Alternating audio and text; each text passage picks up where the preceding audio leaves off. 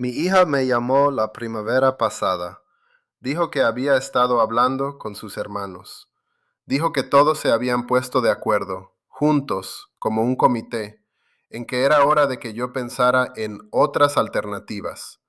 Esas fueron sus palabras exactas. Otras alternativas. Recuerdo estar sentado en mi cocina, con la ventana abierta, escuchando un ruido en la calle que no lograba identificar. Y recuerdo haber pensado, he sobrevivido a mi esposa, he sobrevivido a dos amigos que esperaba que me enterraran a mí. Trabajé 40 años sin faltar a un solo turno importante, y ahora mis hijos, a quienes amo, a quienes crié, se han reunido en algún lugar al que no fui invitado, y han decidido la forma que debe tomar mi vida. Mi nombre es Eugenio Jiménez, tengo 84 años, y quiero decirte algo que desearía que alguien me hubiera dicho cuando todavía era lo suficientemente joven como para que hubiera cambiado más las cosas. No fui un hombre fácil de tratar, lo sé ahora. Lorena lo supo durante la mayor parte de nuestro matrimonio, y tuvo la paciencia de quedarse de todos modos, o tal vez solo fue terquedad.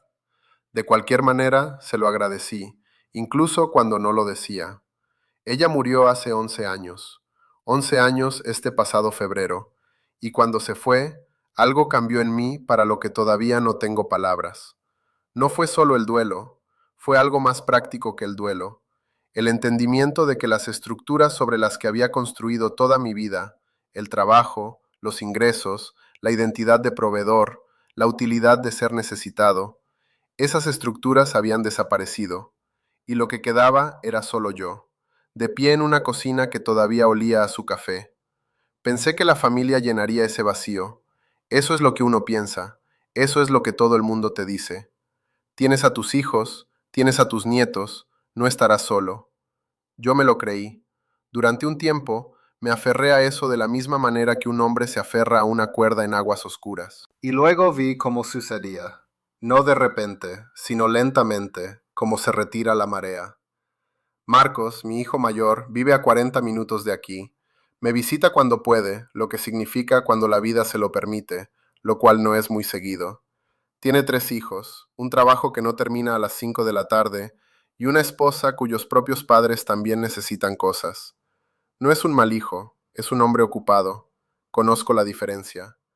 Su hermana Renata llama los domingos, puntual como un reloj, 10 minutos, a veces 15, y puedo oírla haciendo otra cosa de fondo. Me pregunta si necesito algo. Yo digo que no.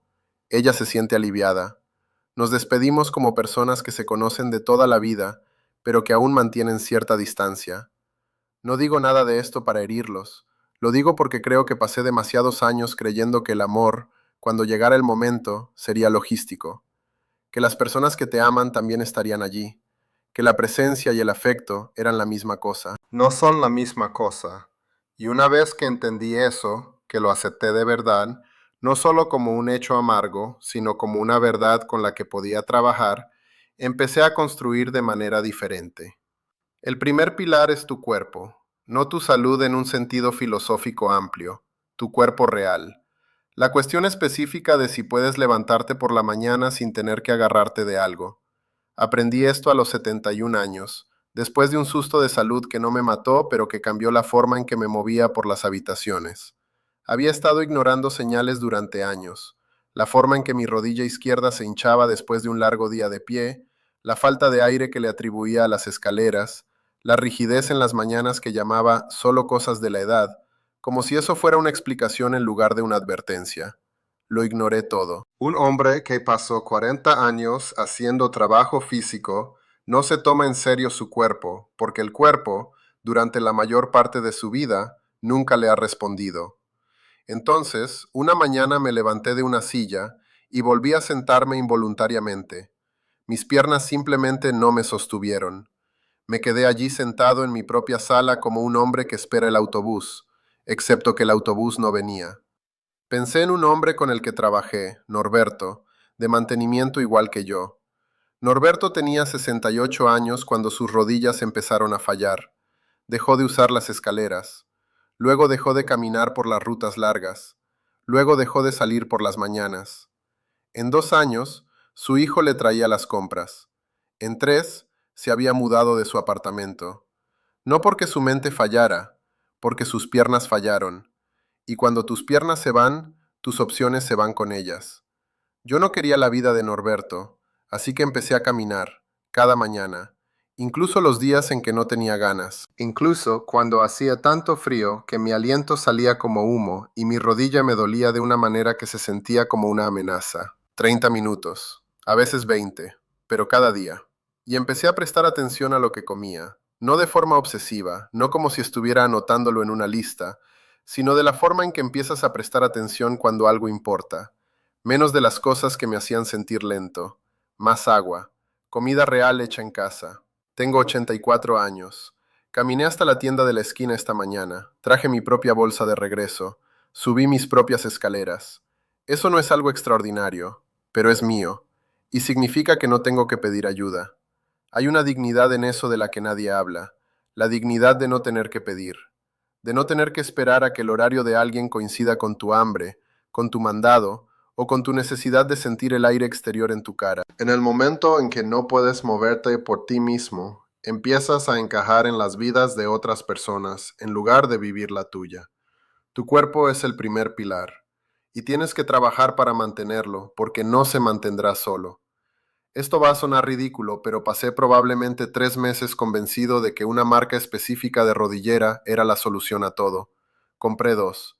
Usé ambas al mismo tiempo durante una semana. Caminaba por mi apartamento pareciendo que me estaba preparando para una guerra menor. Daniel Rocha, el vecino de abajo, me vio una vez en el pasillo y no dijo nada, lo que, tratándose de Daniel, significa que se dio cuenta. Definitivamente se dio cuenta.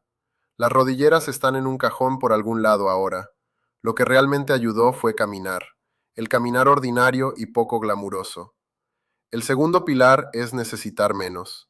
Y quiero ser cuidadoso con cómo digo esto porque parece que hablo de pobreza o de privación, y no es eso. Lo que quiero decir es, el hombre que necesita menos no puede ser controlado. Trabajé toda mi vida por seguridad. Creía, de la manera en que creían los hombres de mi generación, que la seguridad era acumulación. Ahorrabas, construías, guardabas. La casa, el coche, la pensión, la estructura de una vida que requería ciertos ingresos para mantenerse. Y luego los ingresos se detuvieron y la estructura se quedó. Y me di cuenta de que había construido algo que me estaba devorando silenciosamente. Después de que Lorena murió, me senté a revisar las finanzas. Me senté de verdad, por primera vez sin ella. Vi lo que costaba el apartamento, lo que costaba el coche, un coche que conducía tal vez 2 veces por semana, lo que estaba gastando en cosas que compraba porque siempre las había comprado, no porque me sirvieran para algo ya. Tenía un colega, Marcos Vega, otro Marcos, no mi hijo, que se jubiló el mismo año que yo, con más ahorros que yo. Buen hombre. Trabajó duro toda su vida. Pero había construido una jubilación que asumía un cierto ritmo, una cierta escala. Cenas fuera 3 veces por semana, la membresía del club de golf, el viaje al sur en invierno. En 5 años, sus ahorros se movían más rápido de lo que él había planeado. Empezó a pedirle ayuda a su hija, cosas pequeñas al principio, pero pidiendo. Y cada vez que pedía, algo en él cambiaba. Empezó a justificarse ante ella. Ella empezó a opinar sobre sus decisiones. No con maldad, ella lo amaba.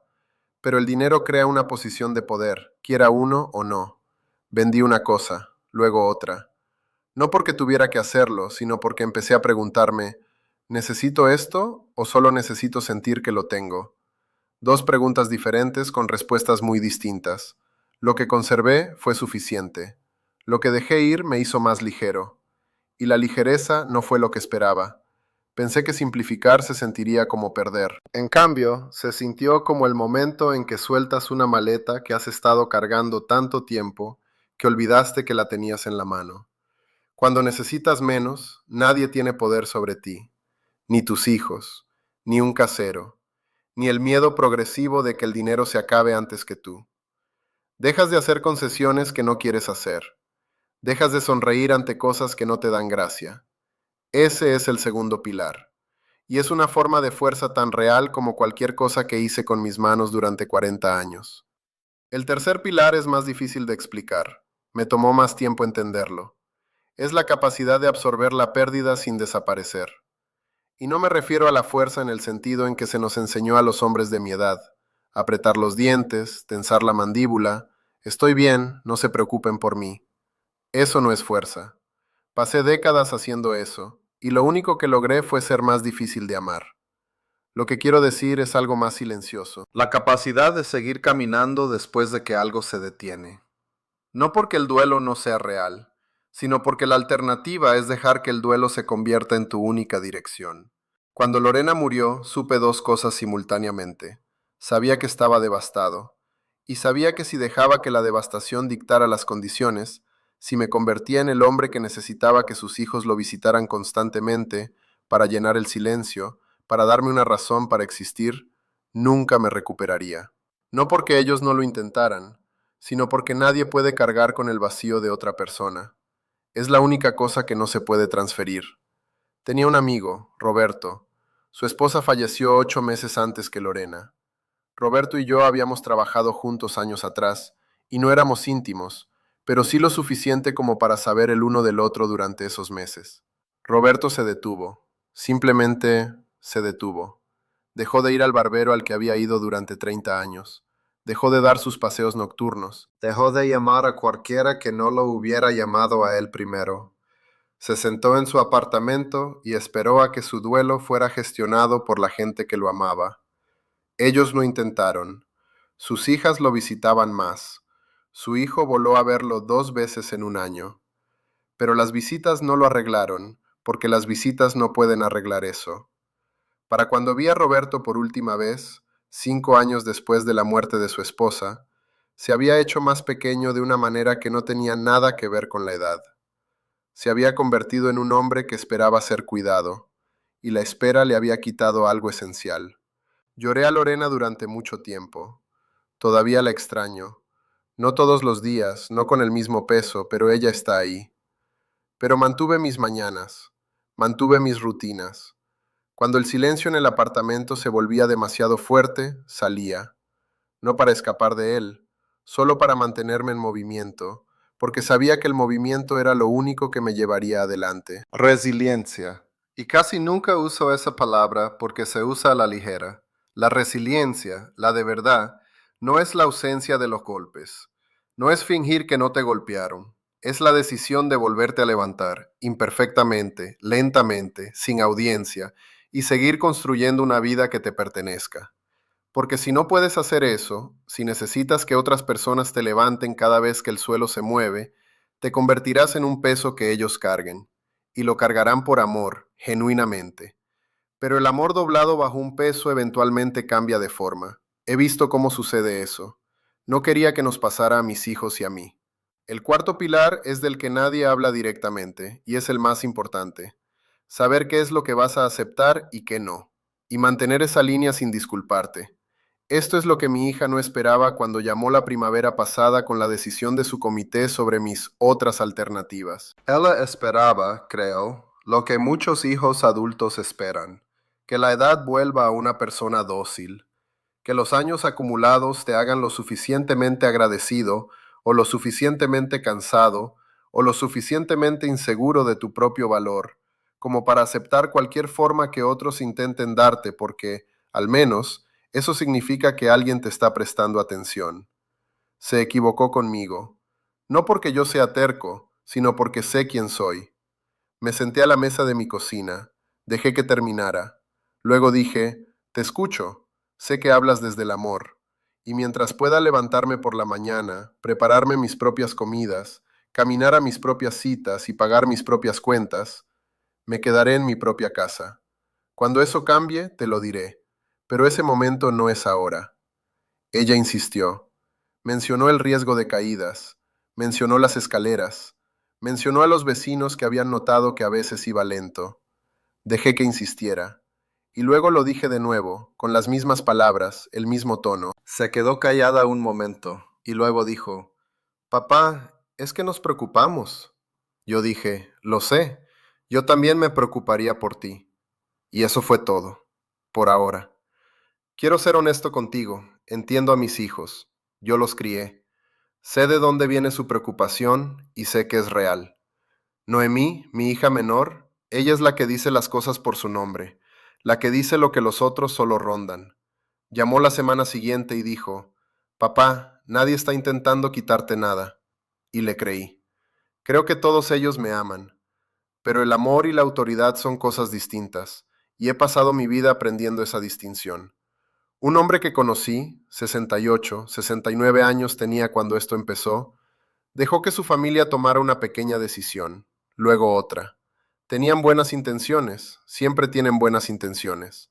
Primero fue el coche, luego fue el vecindario, luego fue el edificio, luego fue la distribución del piso. A los 73 años, vivía en una habitación que sus hijos habían elegido, en una ciudad que no era la suya, rodeado de muebles que no eran suyos, esperando visitas de personas que, enteramente por amor, lo habían borrado. No fue maltratado, fue administrado. Y la diferencia entre esas dos cosas, no puedo decirte cuán delgada es esa línea, o cuán rápido la cruzas una vez que dejas de saber qué es lo que defiendes. No soy un hombre blando, tampoco soy un hombre duro. Soy lo que quedó después de que la vida hizo lo que hace, y lo que quedó sabe, específicamente, qué es lo que me importa. Mi apartamento, mis mañanas, mi caminata a la esquina, la quietud de mi propia mesa cuando el café está caliente y nadie necesita nada de mí todavía. Esas cosas no son negociables, y porque sé que no son negociables, nadie me las puede quitar. Ese es el cuarto pilar, saber a qué no vas a renunciar. No con ira, no con drama, solo con claridad, de la misma forma en que sabes tu propio nombre. Quiero ser honesto sobre algo más, porque creo que te mereces honestidad más de lo que mereces consuelo. No estoy diciendo que tu familia no te quiera. Renata me quiere, Marcos me quiere, mis hijos me quieren en sus formas específicas e imperfectas. Lo que digo es que el amor cálido, genuino y bien intencionado, no puede sustituir las estructuras que tú mismo construyes. Nunca fue su intención. El amor no está diseñado para soportar ese tipo de carga. Cuando me apoyé en él como si lo estuviera, cuando esperé que sostuviera el peso de mi independencia, de mi dignidad y de mi paz diaria, se dobló. Y entonces me sentí resentido, y las personas que amaba se sintieron insuficientes, y todos perdimos. Tuve que construir 4 cosas que se mantuvieran en pie sin importar quién llamara, quién visitara, quién recordara y quién olvidara. Mi cuerpo, aún en movimiento. La simplicidad de necesitar menos. La resiliencia para absorber la pérdida sin convertirme solo en pérdida. Y el conocimiento de quién soy, mantenido firme frente a la revisión bien intencionada de cualquier otra persona. Pienso en mi padre a veces, Samuel Jiménez. Nunca decía mucho, y cuando lo hacía era breve. Mantente derecho, cumple tu palabra, no dejes que te vean flaquear. Fue un hombre moldeado por una época que no dejaba espacio para mucho más, y yo me convertí, en muchos sentidos, en una versión de él. Más callado de lo que necesitaba ser, más fuerte por fuera de lo que tenía derecho a ser. Cargué cosas durante décadas que debía haber soltado, o al menos nombrado. Pero esto es lo que creo que mi padre intentaba darme en realidad, debajo de la firmeza, el silencio y la expectativa. Intentaba darme la capacidad de valerme por mí mismo. Simplemente no tenía las palabras para explicar por qué importaba, o tal vez pensó que yo lo descubriría. Tal vez imaginó que tendría que hacerlo. Lo hice, solo que lo descubrí más tarde de lo que me hubiera gustado. Tengo 84 años. He estado despierto aproximadamente 30.000 mañanas. Algunas de ellas valieron más de lo que supe en su momento. Otras las pasé molesto por cosas que ahora no puedo recordar. Lorena se ha ido. Mis padres, Samuel y Rosa Jiménez, se han ido. Algunos de los hombres que más respetaba se han ido. Y yo sigo aquí, en mi propia mesa, con mi ventana abierta, el café enfriándose porque sigo olvidando beberlo antes de empezar a hablar. Eso es algo. Eso es más que algo. No sé cuántas mañanas quedan. Dejé de intentar calcularlo porque el cálculo no cambia lo que hago con el día de hoy. Lo que sé es que quiero recibir lo que quede estando de pie. No porque intente demostrarle nada a nadie, ya pasé esa etapa, sino porque lo único que me pertenece enteramente es cómo me conduzco a través de lo que venga después. Estas 4 cosas, el cuerpo que mantienes en movimiento, la vida que simplificas hasta que puedas sostenerte con ligereza, la resiliencia que practicas hasta que la pérdida no te acabe, El yo que conoces lo suficientemente bien como para defenderlo, nadie las construye por ti, y nadie puede quitártelas una vez que son tuyas. Esa es también la única herencia que vale la pena dejar, no el dinero, no la casa, no las cosas, la prueba de que una persona puede envejecer sin desaparecer. Gracias por sentarte conmigo un rato, no lo doy por sentado. Si algo de lo que dije se quedó contigo, me gustaría saberlo. Déjalo en los comentarios, los leo. No todos a la vez, soy lento, pero los leo. Y si quieres volver a sentarte conmigo otra vez, el botón de suscripción está por ahí. No me voy a ningún lado, al menos no todavía. Cuídate mucho, eso no es poca cosa.